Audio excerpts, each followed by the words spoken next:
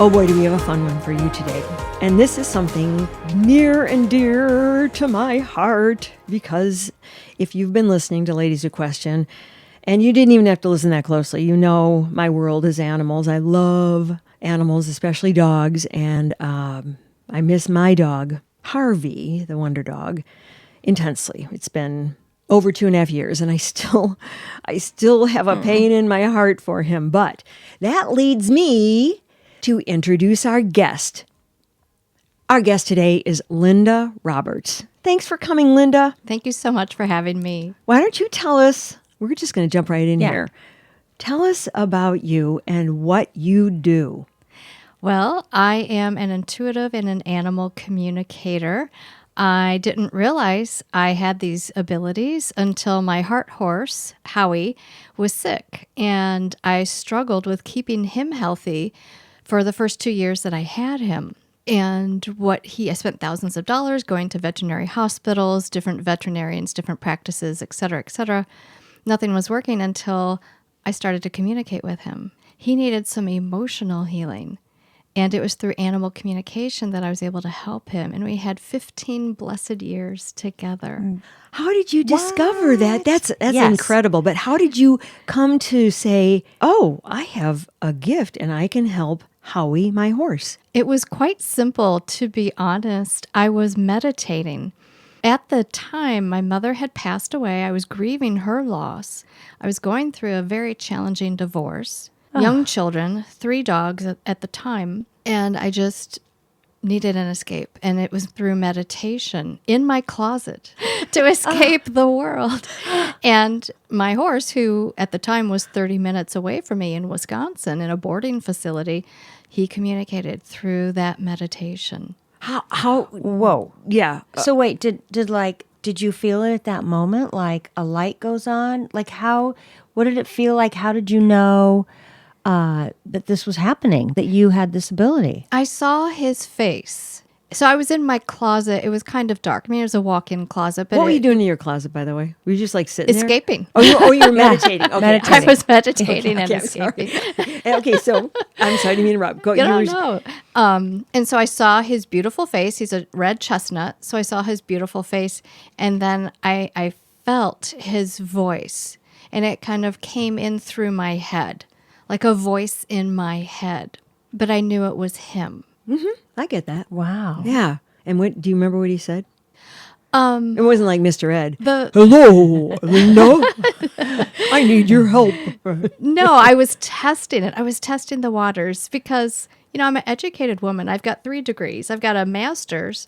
And I'm like, tell me I'm not crazy. Are you serious? And so he showed me some images of us riding, like we had ridden a week or 2 before that. And I saw those images like rewound again. And I'm like, oh, well, I didn't really remember that particular ride, but something unique happened in that ride. Like he spotted something in the outside arena. Like he spotted a different person walking out there. And so he was pointing that out to me. And I hadn't remembered that. I had forgotten about it. But he remembered it and he brought that back around to my attention. And so it's getting that confirming information all the time that gives me the confidence that I know that I'm accurate. Wow. Do you think that the next time you saw him that he knew that you knew? Absolutely. How could you tell? I mean, of course, horses' eyes are so expressive. In the eyes, yeah. I mean, when you look in anyone's eyes, they're windows to the soul. And I just feel it just brought us closer together. Oh, it boy. truly did. So what was the, how did it go when you were repairing the emotional relationship with you and your horse that brought him to feel better? Like, what was the process? So I did some energy work on him. At the time, it was Reiki. Mm-hmm. So I rebalanced his chakra systems so that he could feel better and more balanced. Things were not good with his digestion. So I worked with the solar plexus chakra in particular to rebalance that. How did you know to do that? It came intuitively. Reiki itself is channeling this divine energy that comes from the source, and it comes through our body because we're all connected to source, and you channel it. What do you mean by source? God, the creator, Okay. whomever. Everything. Yes. Okay. Yeah. Okay. Whomever and whatever you want to call that. And so that energy provided healing and balance for him. So he was colicking, which is life-threatening if you know anything about horses. And they die of colic all the time. Well, he was colicking 4 or 5 times a year, which is insane. Oh. So I was really happy that when I balanced his energy, he calmed down and he didn't colic as much. Wow. Well, something happened that was right. Yes. Is that what you mean by shamanic healing? In a way, yeah. The shamanic healing, I think, for me, it goes further than Reiki. It gets to the root of things. Through shamanism, I was able to view past lives with my heart horse, Howie. And I've seen past lives with, people in my lives as well as the animals in my lives. And so the shamanism goes a little bit deeper, in my opinion. Okay, well, that kind of brings me to how I decided to bring Linda. Linda in today is because when Harvey passed in August of I always forget the year because it's almost like I want to forget. Right. It was 2021, and my heart, was ripped to shreds, and I put something out on Facebook and got a tremendous response from so many people who also had loved and known Harvey. And one of the people who responded was Linda. And then also you were at the time running some sort of a contest, I believe, about a reading or something. Yes. And I won. I won the contest. But I couldn't do it right away. I kept putting it off for months. And Linda, hey, are you ready to claim your prize? I can do the reading. It might really help you. Because I was so wrought with pain and then finally, literally sitting in the parking lot at Target, she called and we had set the time and I'm like, well, yeah, I'm just sitting here in the park. I couldn't have been less enthusiastic. I was just like, thank you for doing this. I hope it helps, but nothing will. And you proceeded to do the reading and I felt something hearing the things that Linda was telling me because everything is a blur in that whole time period of my life. I do know that. I don't recall what you said, but I do remember it was significant and meaningful. And I became a believer, truly. So that's how I got to know Linda, and that's why she's here. I also have a question. You also call yourself an alchemist. Now, describe that with regard to what you do. So as an alchemist, I shift energies around me so that things can change and transform, hopefully for the better. So if there's a stagnant energy, so let's go to the heart chakra. A lot of times when we're grieving loss of a loved one, our heart chakra closes up and it gets blocked. And as an alchemist and as a shaman, I direct energy healing to that space, inviting it to open to be balanced in a loving and compassionate way. There's a lot of times when people aren't ready to have their heart chakra rebalanced, and the energy is there and it's available when and if they want it. It's not forced upon them because we have free will. So you get to decide when you're ready to heal the grief or let something go. And that also applies to animals as well as people? Absolutely. I've helped many, many rescues, many traumatized animals, dogs, cats, and horses. As you can imagine, there's so many that have been, homeless or abandoned. Neglected, abused. Yes. So do you help people too? I do.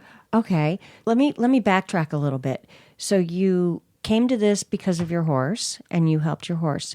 Then did you start taking classes? Because it sounds like you're so educated on these topics that they couldn't just just come to your head. The animal communication is self-taught. I just tapped into it myself through meditations.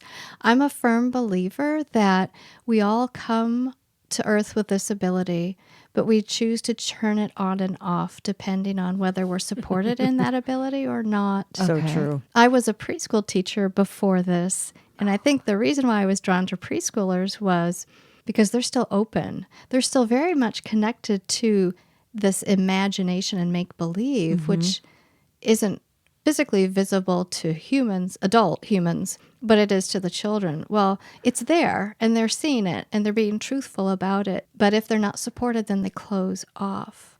Okay. So for the animal communication, I tapped into my natural abilities through meditation and by talking with my spirit guides. The shamanism, Wait, are spirit guides real people? they're spirits. Oh, okay. They're So guys. maybe like they were. Yeah. Yes. Okay. Yeah, so yeah. they just are up there too. like or- a guardian angel. Okay. We know about Okay. those. Yes. Yeah. So the shamanism, I studied with several different shamans who are renowned in the Center for Shamanism that is out of New York. I think it's near it was affiliated with the Omega Institute. But I studied with several of them to learn that technique of shamanism. And the Reiki, I had a few different Reiki master teachers. Wow. Wow. And I teach everything that I do because we all have these abilities. So what is your Whoa. background? You said a master's, and I saw something about you worked in HR or... Yeah. So I've got a bachelor's in sociology and psychology. Oh, okay, well, there's your start right there. Yeah. And I was in human resources for 10 years. I was actually working here in Lake Forest for Leaf, the candy company. Oh, Do you remember them? yeah, I worship at their feet, the feet of the company. Are you kidding, Leaf? They should pay me so I can pay retroactively all my dental. I love their candy. Anyway, go on. Yes, Are yes. they still in business here? No, they were bought by Hershey. Oh, that's right. So that's right. that's when Sorry, I just got a little crazy there. I started perspiring. I was so Candy excited. Lisa. Candy Lisa. I'm sorry. Go on. So you're working for Leaf in HR. And then they were bought by Hershey. So that was my introduction to being a stay-at-home mom. I had some young children at that point and was stir crazy staying at home for a couple of years. So I went and got my teaching certificate. When I was in human resources, I went and got my master's at Loyola. Mm-hmm. And then my third degree is my teaching education, where I became a certified elementary school teacher. Now you have your own company, Whispers of Love. Yes. Now, what's that about? It's about healing and intuitive messages for people and for animals to help people to feel better and for animals to heal as well. So it's therapy, Yes. and people would go to you as a therapist. Energy therapy. Energy therapy. Okay. Sometimes we talk. Sometimes I'm quiet when I'm shifting the energy. Oh, I love that. That sounds so cool. So tell us a little bit about your client base. Do you have more people or more animals? And how do people find you? It's about 50-50, to be Okay. honest. Yeah. So a lot of people start with bringing me their animals, and then they end up receiving healings for themselves because they see the transformation that the animal has made when the animal has anxiety or if they're grieving the loss of their beloved animal. Then they want to have healings for that. One of my clients today was just that. She hired me for an end of life or afterlife consultation with one of her cats, and she felt the energy. She found me on Google, which is amazing because 95% of I my would think that clients would be it. are referred into me. I get wow. referrals. I get referrals. So she said, I was just drawn to you. And then we did a healing today, and she was just blown away. She's like, I feel so much lighter and so much clearer. Thank you. Oh, that's what it's supposed to do, Wow. right? I guess. Yes. Oh my gosh. That was a good question, though. Yeah, which one? What's the percentage And there so breakdown? let's say I bring a dog in to you that has anxiety. Where do you start? How do you assess? Most of my readings are done remotely. Oh, I use energy because how would I be able to speak with a deceased animal, right? They're not going to bring them to me. It's the energy connection that I make through the chakra systems. So typically if someone has a dog or a cat with anxiety, I talk with the animal telepathically. I'm on the phone okay. with the human. Uh-huh. The animal is with the human somewhere. Could be sleeping, could be, running around with its siblings or whatever. And I'm talking with the animal about, their anxiety. I'm shifting the energy in their chakra systems wherever that stagnation anxiety is residing. And I'm helping them to release it. Yeah, the animal. To release For it. the And animal. even though the animal's not, is the animal listening to you when you're talking on the phone? Yeah, that's what I was going to ask. Oh, okay. Yeah, it's like a three-way call. Okay. Oh, wow. That's so fascinating. Yeah. I wonder what the gosh. animal, I'd like to see that in action, like to see if the dog starts acting out or starts presenting physically differently or something, or That would be cool. A lot of times the clients are like, well, it was just yesterday's client.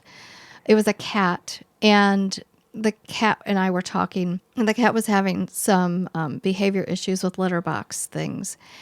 And the cat came up to the phone and rubbed up against it.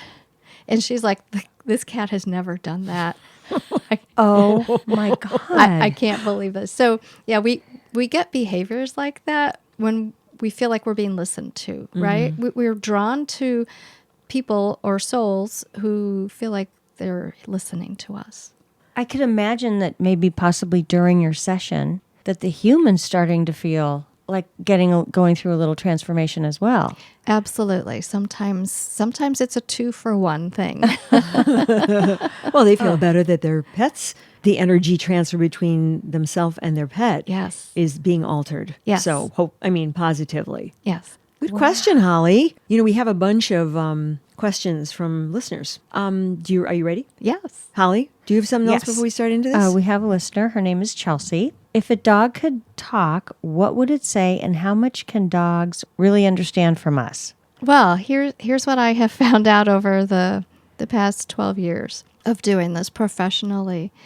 The animals speak the universal language that we all speak. If you've ever listened to some podcasts, or I know there's a movie or a book, I can't recall the name of it, but people who have had these afterlife experiences where they've died and come back, and they say, I was talking with my angels, or I was talking with my guides, but I wasn't moving my mouth, but there was a conversation going. That's what I'm doing when I'm talking with the animals. It's this universal language. So I've had clients around the world who are from different countries. Don't even speak English? Correct. Oh my God. Oh, wow. And they're like, oh, I'm from Japan. How is my cat going to understand you? Yeah. And I'm like, it's a universal language. We all can understand telepathy. It's an energy exchange.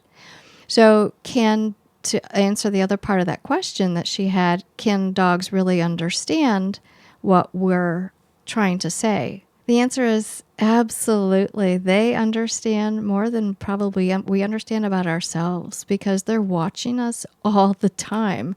They're reading our body language, number one. But secondly, they're in our heads. They're in our thoughts a lot of times. And I experienced this with one of my dogs. And this was when I was just starting out. My one dog, he loved to play fetch. He's in the spirit world now, bless his soul. He loved to play fetch. And I was in the middle of watching this really interesting movie one night. And I thought in my head, his name was Jack. Jack, I'll play with you at 8 o'clock. Just let me get through this show. It ends at 8. And he checked his wristwatch. yeah, Okay, so 59 minutes from so now. he laid Right. down. He laid down next to me, and was chewing on something or whatever. 8 o'clock hit on the VCR. It was back when we had VCRs. 8 o'clock hit on that clock, and he jumped up and gave me his toy. Oh, and was like, whoa. "Let's play." Oh, I wonder if your Whoa. pets are different than other pets because you do this with them. oh yeah. We are plugged in. So my cats they're big boys. They're Maine Coon mixes, so they're about 18 pounds. They're big boys. Okay. They're rescues, and so they get hungry in the mornings. And I've asked them to wake me up at 6 o'clock, not before 6, but 6 or after. Now this took about 6 months of me trial and error, reminding them before I went to bed, 6 o'clock. I show them the clocks. There are several digital clocks around the house. 6 on the dot, they come and wake me up. I kid you not. On the weekends when I want to sleep in, I'm like 6:30. It looks like this. So I'm sending them the 6 and the 3 and the 0 images in my head to their head. And I'm just directing them to what it looks like on the digital clocks. No verbal. Just Correct. all Telepathic. telepathic. Yeah. Yes. Wow, this is going sci-fi. Yeah. This is even beyond what I would have. Yeah. So Wow. because I teach this, let's have fun. Okay. Yeah. Try it with your own animals I will. or those in your life that Yeah. you get to visit. If they're lying there comfortably doing, whatever, and you're just sitting there, just have the thought, if you can hear me, can you turn and look at me? Or if you can hear me, can you wag your tail? You got to try that at home with your grand dog Moon. I will. Please Yes. do. Yeah. And let us know. I will. Yeah. That's one of the things that I guide my animal communication students to do is to test things out so that you get that confirmation, because the confirmation, that's the gold, that really helps. And you know, Yes, you guys are communicating. that's right. Oh, wow. Oh, that's so cool. That's very cool. I can't wait to hear about what happens I bet when you bring report back. so much peace to people's lives. I try to. It's worked for me. I was a very worried person until I started to do all of this, and now I've become much more peaceful in life. Well, meditation is supposed to be able to do that. It right? does. Yeah. Yeah, it does. Yeah. Here's our next question. How do you know if your pet is happy? That's the number one question I get. Oh, okay. Absolutely. How do you know? Well, gosh, why don't you ask? Ask the animal. Look them in the eye and ask them and see how they respond. Do they blink at you? Do they turn their head with a question like, what? What are you trying to say? And repeat it. Sometimes we need to have questions repeated to us. I didn't quite understand what you were saying. So repeat it several times and see what the animal does physically to respond back to you. But how do you know if they're happy? I think you have to be in the present moment and be aware of the nuances that they're showing you physically that they're happy. For a cat, maybe they're rubbing up against your leg or inviting you to play with them. A dog is inviting you to play with them, wagging their tail when you come home, greeting you in however they greet you, by jumping or barking or however that may be. But being present in the present moment, it really helps us to connect to every living thing, not only our animals, but with nature as well. Okay. So I guess when you see your grand dog, Moon, just look him in the eye and just register. Think it hard. Look at him, and I want to know. Yeah. I will. Okay, so I have a quick question. What's the range of animals that you've helped, like beside from dogs? Yeah, dogs, cats, horses, wildlife. When we were having the wildfires in Australia a couple of years ago, and we were having the wildfires out in California and Oregon a few years ago, I was communicating with the wild horses out there. Oh, that's right. Just get to water, get to safety, go away from the smoke, directing them to go to the water and to get away from the smoke as best as possible. I'm also a volunteer educator at the Lake County Forest Preserves. It's that teacher in me. Yeah. And I would care for the red-tailed hawk that was on site there and the screech owl. Now, the red-tailed hawk has since passed, but she broke the Guinness World Record for the longest living, not domestic hawk, but rehabbed hawk. How old was she? 33. I don't know the lifespan of a In the hawk wild, or- they live to about 12. Yeah, well, that would make sense. So because of you, this hawk lived to 33. I was one of many caretakers. I can't take credit for that, but still. But you she and I had many insightful conversations. I'm a co-author in a book, Paw Prints on Our Souls is the name of the book. And I wrote a story about my relationship with the hawk. Oh, cool. Where's that available? Your It's on Amazon. Okay. Paw Prints on Our Souls. Yeah, you can also go to my website. So what did she say? Stuff like, I found the best mouse today. Like what? Well, she was hand-fed. Oh, okay. Because she was... oh, that's right. She wasn't free range. She was in a right. sanctuary. She had an injured wing. So we had to hand feed her, which was quite the experience, having her decapitate a rat while you're holding it is a lovely thing. That's not the job for me. Poor rat. And then you talk to the rat too. Oh, circle of life, Lisa, circle of life. Okay, That's right. I'm going to erase right in my mind right now. Okay, well, that's very cool. And you're helping. Thank you for being a volunteer like that. Yes. Gamey and horrific as it sounds. I have another question from a listener. What is the most profound, interesting story or revelation that you have from being a pet communicator? So, the paramount experience. Oh, Well, if you have two, that's fine too. But one that comes to mind that is just a beautiful, beautiful thing. It's based in Chicago, So again, I don't go to people's homes. I do all this remotely over the phone. Someone had found me, and she lives in a home in Chicago. She was renovating it. It's on the historical registry in Chicago. She has 2 cats. She had moved into the home 6 months ago and was starting the renovations about a month prior to me being contacted. About when the renovations started, one of her cats kept waking up every hour of the night and was waking her up and wouldn't let her sleep. The other cat was sleeping through the night. No issues. So she could not figure it out. She tried feeding, she tried litter box, she tried snuggling, she tried all the things to get this cat to quiet down so she could rest.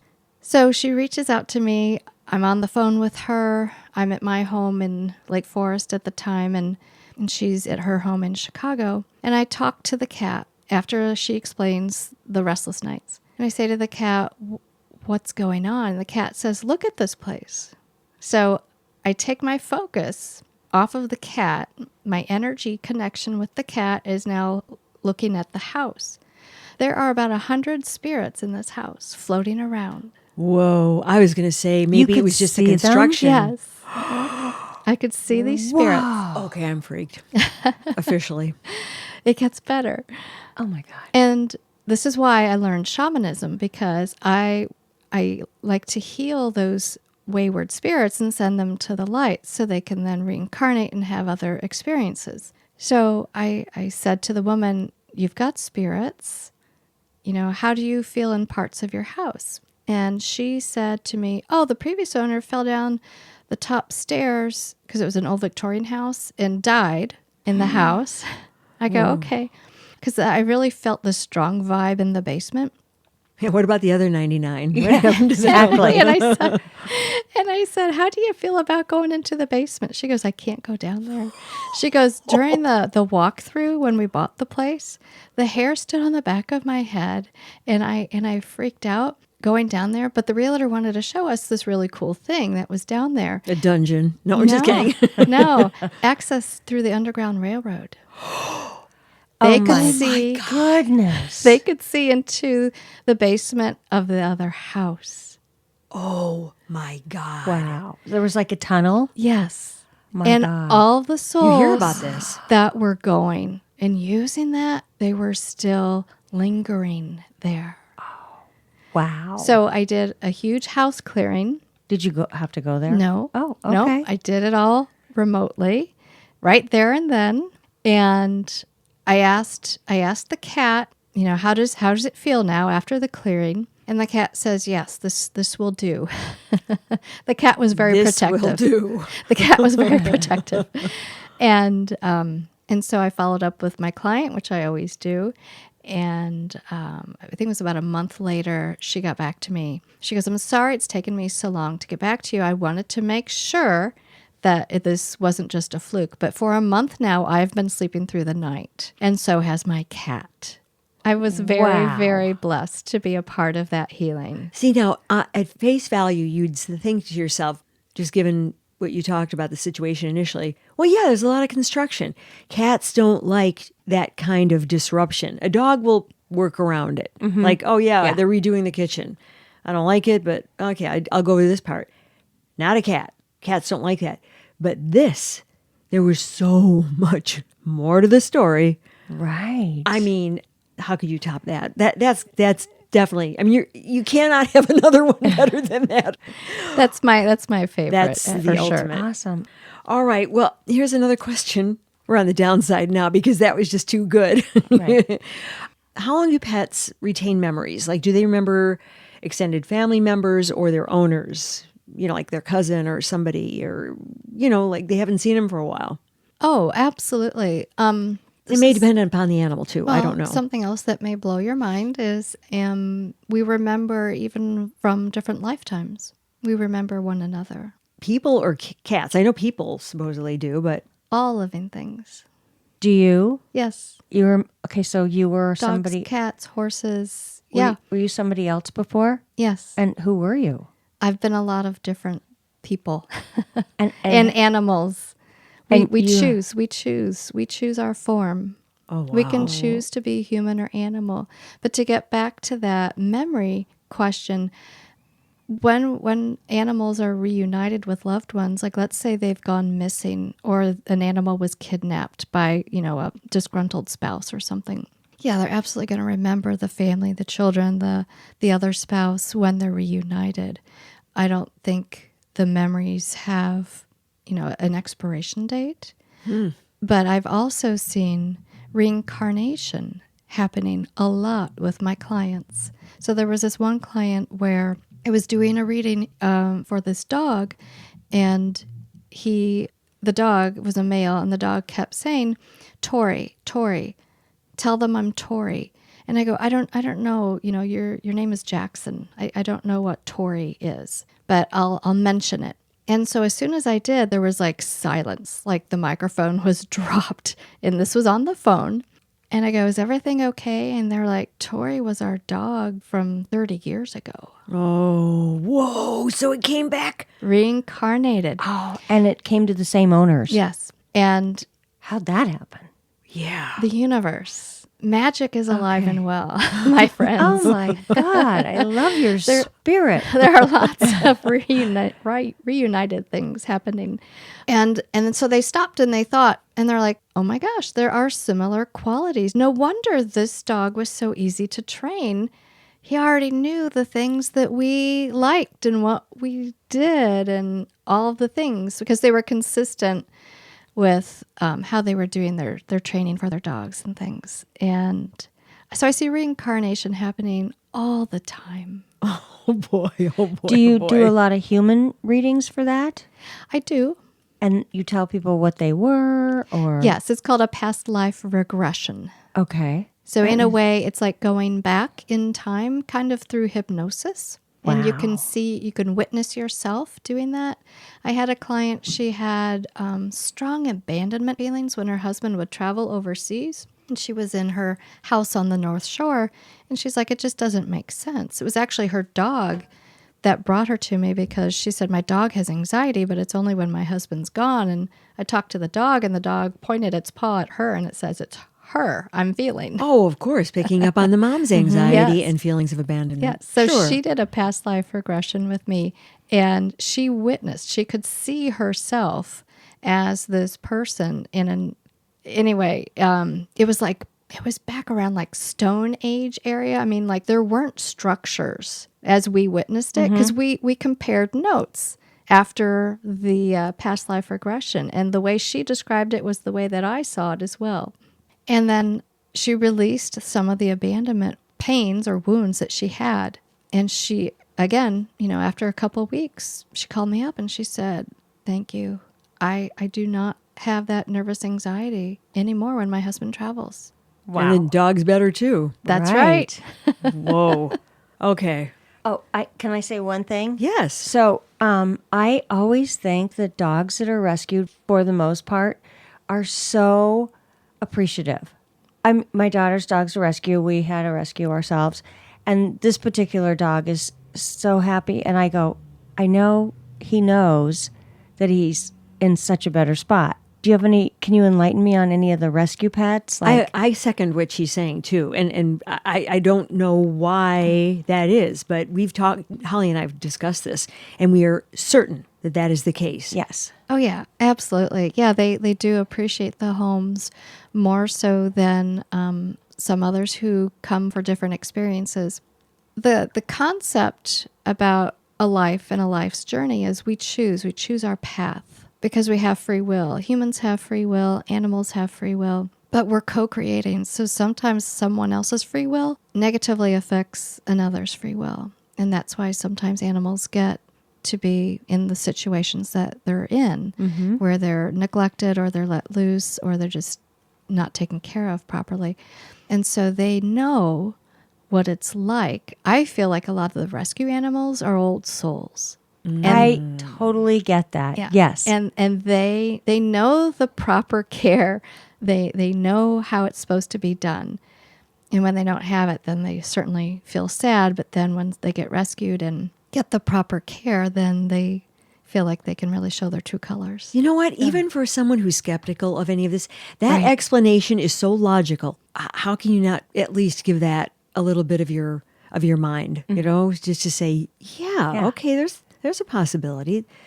Oh yeah, I am a very logical person. I always questioned and doubted everything that I got. But I asked for proof and confirmation, and gosh, I got it every time, and I was amazed every time when I first started to do this. One of the other question from another listener: what is the most common mistake or the biggest mistake that people make with their pets? I feel a lot of people discount the heart and soul that animals have. I mean, some people don't believe animals have souls, or that they don't have pains, or they don't have emotional traumas, but they do. And I feel a lot of times people don't want to acknowledge that, maybe because maybe it shows vulnerability on their own part. I can't get into the motivation of why some people do that, but I would say, forgetting that animals have hearts and souls just like we do, and they should be treated with respect. That's a good way to remind people to just respect animals because it's another living thing. Right. But also keep in mind, they've got the same thing going on Heart and soul, that we do. and they think like we think. Yeah. They yeah. just don't talk And in our they- language. Yeah, that's right. Verbally, but like telepathically. I can't wait to experiment. With Moon? I know. Yeah. I don't have a doggy yet again, so I can't. Well, but you might be getting one to babysit, so you can start. I always do. I know. Yeah. Oh, I could start doing this with the dogs that I take care of. Right. You see 13 dogs today. Yeah, that's true. Great. But I mean, one time, like I've got a doggy coming for this weekend. Oh, I'm going to work my magic on her. There you go. Do it. Yeah. I Tell will. us how it goes. And she's a particularly empathetic dog. I mean, she could be, a comfort dog. She should have been. I mean, she still could be, but anyway, she's not. But she could be. So she'll be a good one. I want to talk about your dog, Floyd, your Sheltie doggy. Yes. And he was having trouble with hypothyroidism. Yes. Yeah, he was misdiagnosed for 2.5 years. I took him to 5 different vets, and he had the correct blood work, but nobody took the time to look at the blood work, unfortunately. I kept transferring the records to different vets, and nobody was reading his foundational blood work that showed he was hypothyroid. So Yes. why did they do the blood work if they weren't going to read it to you and explain it to you? I don't understand how that works. How does that? I know. I know. I was very frustrated. And so I took matters in my own hands with his health because he was having repeated staph infections. He had lost a lot of his hair. If you have an underactive thyroid for a number of years, you do have hair loss and it doesn't grow back. I decided to do everything I could to help him after taking him to the veterinary hospital twice in the 2 years' time. And he had his back end collapsed, which is why I went to he was just weak because his thyroid wasn't acting right for 2 years. And he was on a good quality kibble. And I just said, I just need to do better for him, for his health, to get body weight on him and get more hair growth and coat shiny again. And I'm going to do the best I can. And I tried raw, and that upset his stomach. So I did home cooked food. And I did my research. I looked at a couple of different vets. 2 are in Chicago, and they wrote books with some recipes. And so I worked with those recipes, and 8 years later, he is 14 and a half and doing great. Oh, wow. Oh my gosh. Oh my gosh, you did work some magic there. Nutrition magic, but that's where it starts with proper nutrition. You must be busy. I am. I mean, in demand. I am. Yes. Yeah. Because it sounds like you can fix so many situations. I have my own situations to fix sometimes too. So it's a balancing act, right? Right. But I have health issues as well. So I have been cooking for myself for a number of years. And I'm like, what's the difference? Cooking for the dogs, it's just a little bit more food. And, a crock pot does wonders at preparing the meat for Do you for cook the the dogs. same thing for your dogs as I you do. do for yourself? I do. Oh, Yeah, like last night nice. they had asparagus with some beef tips and some ground turkey That's a happy dog. yeah. Yeah. So and a multivitamin. Oh my they have a whole gosh. food multivitamin. I hope the spirit of Wow. Harvey isn't listening to this right now, because if he is, he's going to say, Mother, you fed me crap. I mean, I could barely cook for myself. I certainly wasn't cooking for him, but I'll tell you what, I'm going to make next doggy. I'm going to make that a priority.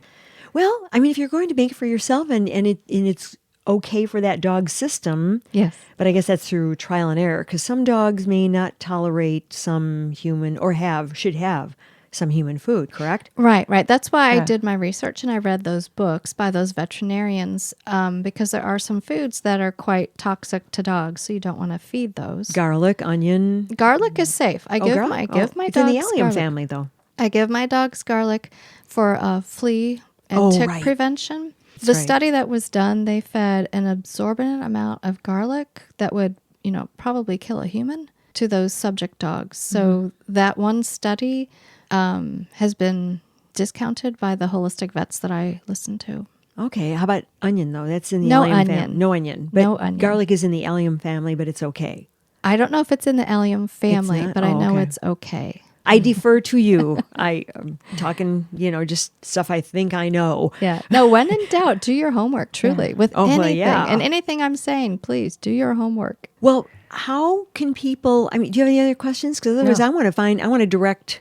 well, I know we want to wrap up about where we can find you, but where do you teach? Oh, yeah, right.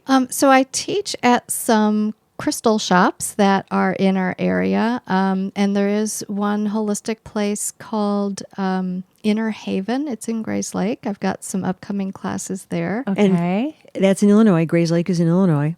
And the other is at Sacred Ground, which is in Arlington Heights, Illinois. That's a crystal shop. And then I have online classes all the time. Okay. So let's get into where we can find you. How can people avail themselves of your classes and reading and nutrition advice for their dogs, etc.? Yes, yeah. So my website is thewhispersoflove.com, and that's THE, whispersoflove.com. On Instagram, I'm Pet Whisperer Inc., and you can find me on Facebook also under The Whispers of Love. Okay, The Whispers of Love on Facebook, and that's your website, you said? Yes. And then Pet Whisperer Inc. Yes. on Instagram. Yes. Okay. Well, if you Google Pet Whisperer, will you come up? Yes. Predominantly. It depends on the area that you're in. In the Chicago area, I do come up, yes. And for international, because you said you had some international clients, they just Googled? Sometimes they find me through my blog. I love to write. Oh, you So have a blog. I've got Okay. a blog about some of the interesting stories that I've had through the years with the animals. And sometimes people find me through there, or they find me through Google, or referral is the number one way I get my clients. Is your blog on your website? Yes. thewhispersoflove.com. Yes. Then your blog will be there. Yes. And that sounds like a compendium of information they can tap into, right? Absolutely. Okay. All right. One last question. Any celebrities that you work with? I should have known you'd ask that. It's another It sounds great like something question. celebrities would It does. indulge in. Of course, of course. Not as of yet. Oh my gosh, I think you'd be huge in Yep. Hollywood. Yes. Well, We got to get the word out. yes, get it out. Yeah. I'm happy to help. Wow. I didn't. I leave it to you to answer that or Well, I had ask to. that. That's my MO. But you're fascinating. Well, like thank I was you. just in awe. It was such a fun interview. Thank you so much. Thank you so much. Oh my gosh. We truly appreciate you taking the time. What else? Yes. Well, I was going to ask her the name of her book. Oh, yeah, the book. Yeah, it's What was it? Paw Prints on My Soul. Right. Paw Prints on My Soul. And And I'm that a- is available on Amazon, correct? Yes, I'm a co-author. It's a compilation of several Okay. people. I really appreciate you hearing my stories and sharing them with the world, and making the world a better place for humans and animals is my goal. Well, that's kind of what our great- mission is about, isn't it? It is. Yeah. I Be- definitely. Be yeah. happy, be positive. Let's always have fun topics. There's Yeah. too much ick out there. There's Way too much ick. And we are not about the ick, we're about the happy. Right. Yeah. Okay. Thank you, Linda. Gosh, Thank thank you. you so much. Yeah. And thank you, listeners, for sending in some really insightful questions. And they certainly helped us. And they're ones that I don't know if you and I would we've thought about these, Holly. I don't know. Everybody thinks of this in a different way, I think. Right. Okay. Thanks a lot for Okay. listening. We appreciate the input. We appreciate your listenership. Be sure to rate us and review us. And follow us on Instagram, Threads, Facebook, YouTube, and email us at ladieswhoquestion@gmail.com, and we will answer your questions. To another week. High five virtually. Bam. Bam. Thanks, Harvey. Ladies Who Question is executive produced and edited by me, Lisa Dominique, and also executive produced by Holly Caulfield. Holly also does most of our research, and Claire Caulfield is in charge of technical assistance and social media. Music, My Lionheart. Sketch music by Florian Manx and Matthew Anderson. Thanks for listening. Please subscribe, follow, rate, and review Ladies Who Question on Apple Podcasts or wherever you get your podcasts. Send your thoughts to ladieswhoquestion@gmail.com. Follow us on Facebook, YouTube, Instagram, Threads, and our website, ladieswhoquestion.com. All content discussed on Ladies Who Question are the opinions of Lisa Dominique and Holly Caulfield and should not be construed as advice of any kind. By listening to this podcast, you agree not to use this podcast as advice of any personal or medical issue for yourself or others. This disclaimer also applies to guests or contributors to the podcast.